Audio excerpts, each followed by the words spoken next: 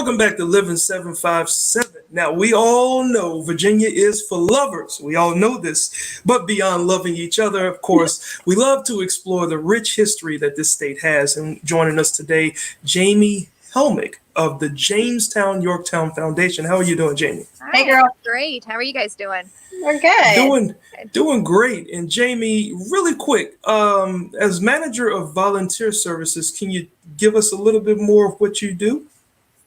I help run our volunteer department. Our museum is run by a combination of staff and volunteers. So I'm involved in all of the programming elements in our museum. And both of our museums, actually, we have two museums. The Jamestown Settlement, which you can see behind me in our recreated Paspahegh town, is part of that museum. And our Yorktown American Revolution Museum at Yorktown as well, which is a museum that it was over in Yorktown, Virginia. Okay. Very cool. Now, can you tell me how you all's reopening experience has been so far? I know it's been a struggle with COVID. It's actually been a really positive experience. We reopened at the end of June, and we put a lot of, safety measures in place, of course. So we've opened with social distancing in mind. So we have limited capacity in our smaller areas. We require masks indoors. They're recommended outdoors, but definitely required indoors. We have hand sanitizing stations. We do our own sanitizing every 30 minutes. So with all those safety measures in mind, we're doing pretty well with the reopening. We welcome back families and visitors all throughout this summer, and we're doing about half of what we normally do visitation-wise. Mm-hmm. Yeah, and I can imagine that because first of all, the summer has gone by so fast. Like I can't believe the summer's already done. Yeah. But with fall being on the horizon, are there any events coming up that you would like to share with us? Yes. Yeah, we did have to unfortunately limit some of our summer events, but we are excited that we have a lot of our fall events still in the works with all those, safety measures still in place, obviously. So they're going to be a little bit different than they usually are this fall, but they're still happening. So normally we have a powwow the first full weekend in October, which is October 11th and 12th, is it? 10th and 11th, sorry, 10th and 11th. And normally we have our powwow that weekend, but with all the social distancing measures, what we're doing instead is an American Indian heritage celebration. So we're still going to have the same kind of demonstrations, but it'll be on a smaller scale with more limited numbers allowed to come, view it. But there'll be dancing, there'll be demonstrations like the ones you can see going on behind me that will celebrate American Indian heritage. Pretty cool. That's awesome. Now, even with virtual schooling, Jamestown makes an amazing field trip. Can you tell me more about why? With virtual schooling, we're offering basically kind of virtual tours that you can book. Teachers, students, parents can book them, and you watch the content ahead of time. So it was kind of pre-taped, and then you have a live session with an educator so that you can ask the questions that you had about the tour as you watch it at home. But it's also a good experience since we are open. If you are stuck at home, in your virtual learning experience, come out and visit us. And that way, we're all staring at screens all the time right now. So the best way to get away from that is to come out and immerse yourself in a historical environment. We've got indoor immersive galleries. We've got films here to watch. We've got all our outdoor living history areas. You can interact with real people and ask them questions. So it's kind of a nice break from that virtual experience. But while you're at home in your virtual experience, we do have a website, historiesfun.org, and there's a history at home section that highlights some of those virtual programs that we're offering. So we have some free videos on there, and then we have those virtual programs you can book. So you all have obviously all your in-person stuff that parents can bring their kids to for field trips, but then you also have virtual field trips. Yes. Yep. That's so cool, especially for, kids or families who are immunocompromised, can't get out of the house. I feel like that's a really nice respite from the normal school day. Yeah, definitely. Yeah, and are there any like charges to anything, or is all of this free? It's free to James City County and York County residents, but it's a fee for everybody else who comes.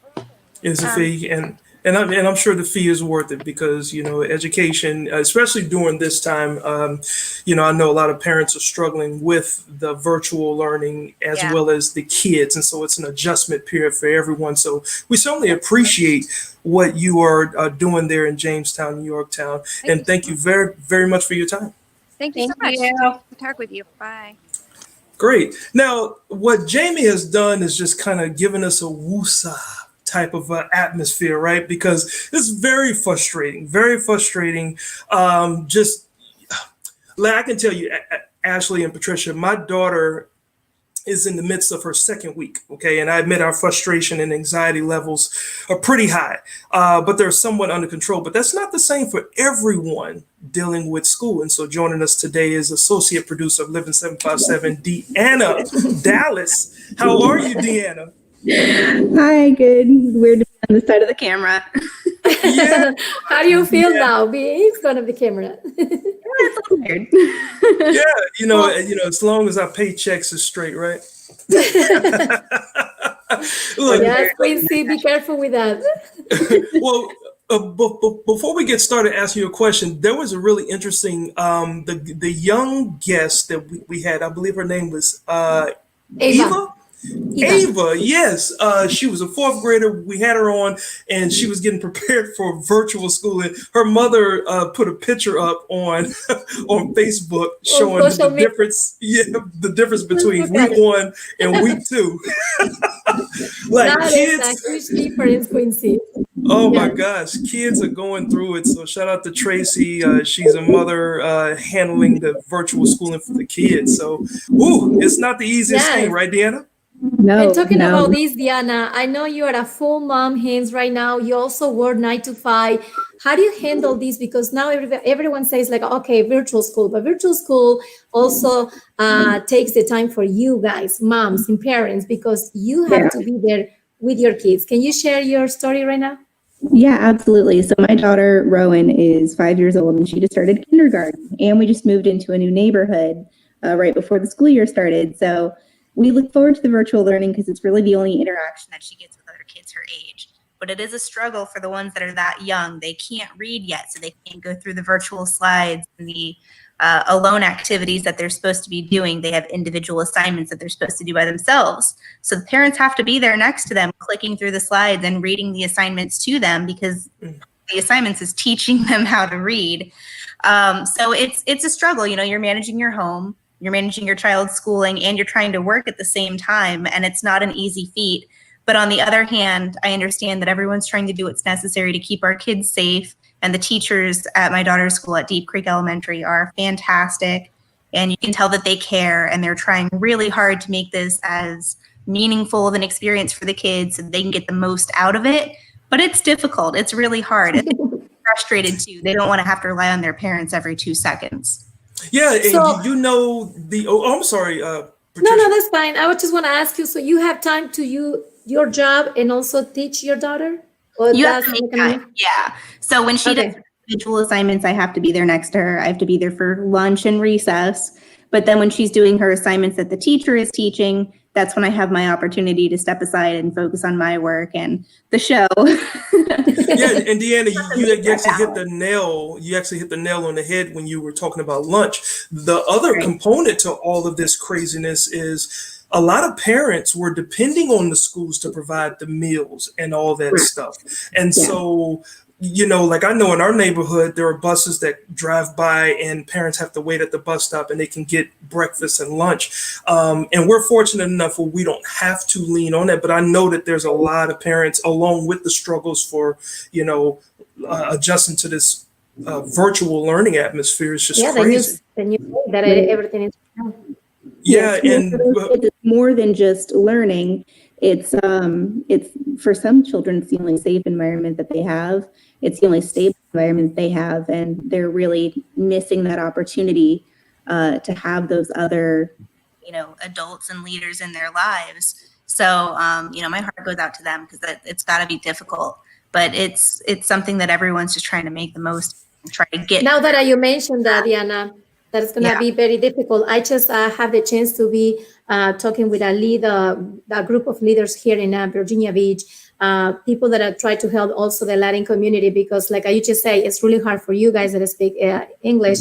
For these families, they have no help because they don't even know how to log in, to sign in. They have system problems, and they're called the school to find that information about it. And they don't have the resources yet to help all these Latin families also trying to help the kids going through this process, virtual school.